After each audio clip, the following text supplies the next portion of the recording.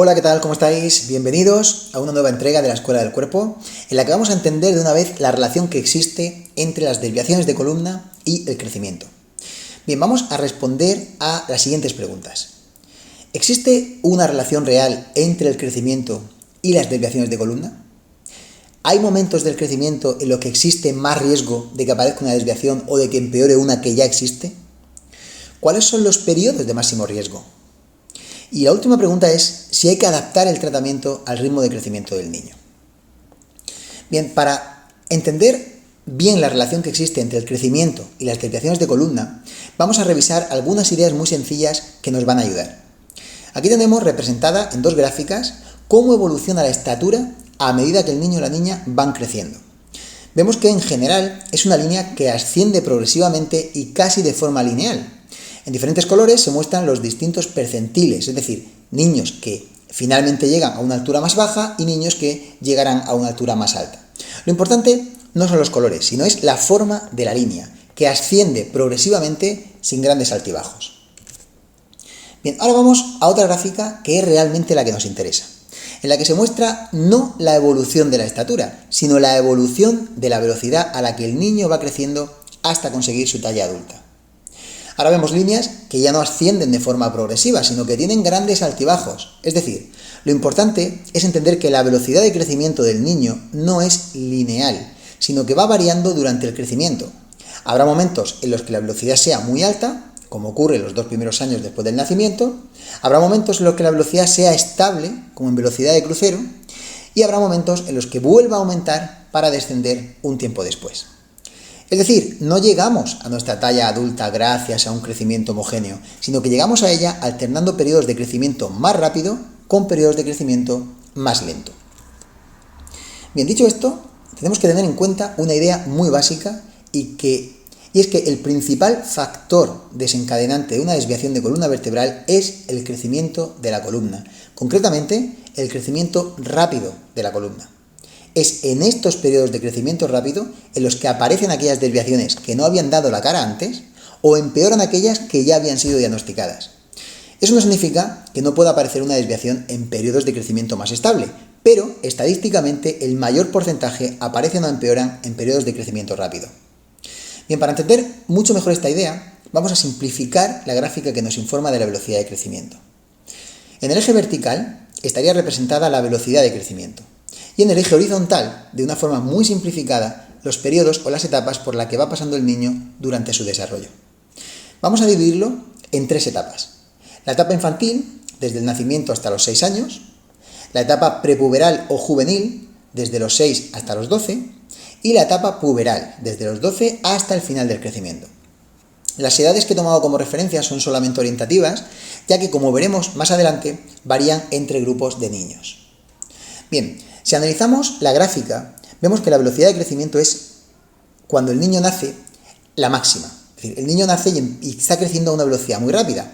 Y esa velocidad va descendiendo progresivamente hasta los 3-4 años. Y a partir de este momento, el niño va creciendo a una velocidad más o menos estable hasta los 6 años.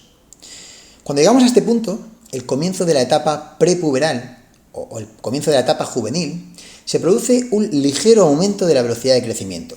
Es lo que llamamos estirón prepuberal. Es decir, un pequeño estirón previo a la pubertad. Y es el primer momento de riesgo en el que suelen aparecer las primeras desviaciones de inicio temprano, como por ejemplo las escoliosis juveniles. Y por esta razón es muy importante realizar los primeros estudios de detección a estas edades. Bien, a partir de los 7-8 años, la velocidad de crecimiento se estabiliza en torno a los 6 centímetros al año, hasta que llegamos al inicio de la pubertad, que entre otros factores somos capaces de identificar el inicio de esta etapa por un aumento en la velocidad de crecimiento.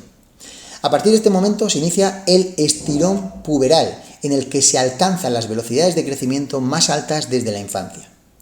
Bien, como hemos dicho, los periodos en los que la velocidad de crecimiento aumenta son los de mayor riesgo para la aparición de desviaciones de columna. Así, tenemos 2 momentos clave, como hemos dicho, el estirón prepuberal y el estirón puberal.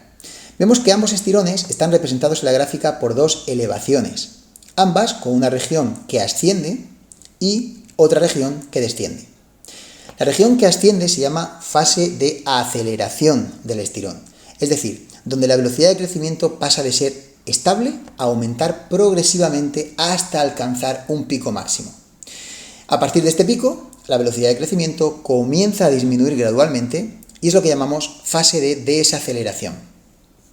En ambos estirones, los periodos de menor riesgo coinciden con la última mitad de la fase de desaceleración, es decir, cuando la velocidad de crecimiento ya no es tan alta y continúa disminuyendo.